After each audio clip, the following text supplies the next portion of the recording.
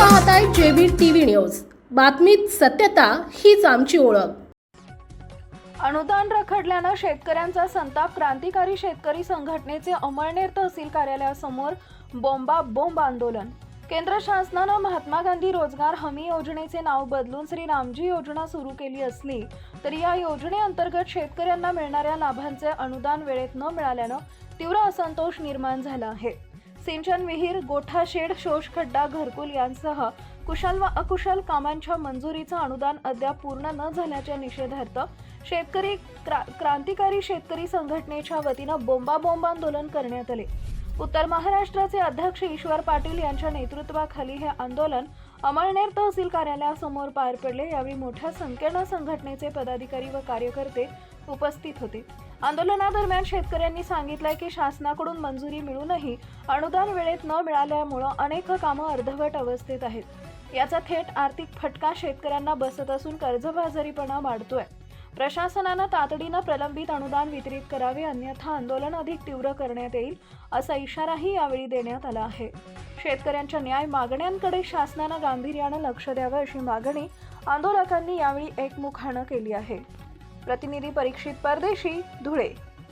क्रांतिकारी शेतकरी संघटने महाराष्ट्र राज्य आज आम्ही अमळनेर येथे जे बोंबाबोंब आंदोलन केलं आहे या आंदोलनाचे महत्त्वाची भूमिका महाराष्ट्र महात्मा गांधी रोजगार हमी योजना अंतर्गत सिंचन विहीर, गोठा शेड, घरकुल योजना हा पहिला विषय आहे। आता शासनाने ती योजना बंद करून श्री रामजी योजना चालू केली। आम्ही शासनाला विनंती करतो की केंद्र शासनाने जे शेतकऱ्यांचे 2 वर्षापासून थकीत अनुदान आहे ते थकीत अनुदान पहिल्यांदा द्यावे, मगच ती योजना कार्यप्रणाली सुरू करावी। दुसरी गोष्ट, आमच्या जळगाव जिल्ह्यामध्ये नैसर्गिक आपत्तीचे अनुदान आहे त्याचा फक्त ई-केवायसी होत आहे। 2021 पासून तर आजपर्यंत नैसर्गिक आपत्तीचे अनुदान येत नाही।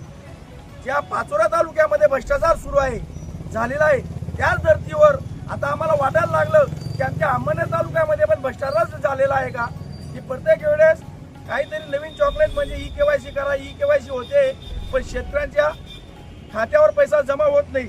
दुसरी गोष्ट, पीक विमामध्ये शेतकऱ्यांना काहीच मिळत नाही। फक्त जे ट्रिगर आहेत त्यानुसार केंद्र शासनाने ते ट्रिगर आमचे जिल्ह्याचे लोकप्रतिनिधी, खासदार असो आमदार असो यांनी संसदेत आणि विधानसभेमध्ये शेतकऱ्यांच्या प्रश्नावर बोलायला पाहिजे।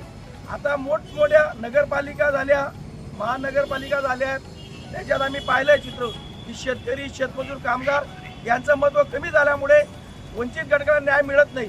त्याची सर्वात मोठी जबाबदारी आम्ही शेतकरी म्हणून आहोत, कारण की आमचा प्रश्न शासनतर्फे मांडण्यासाठी लोकप्रतिनिधी असतात, पण हे लोकप्रतिनिधी जर मांडत नसतील तर शेतकऱ्यांना काय न्याय मिळणार आहे। ही एक मोठी शोकांतिका आहे।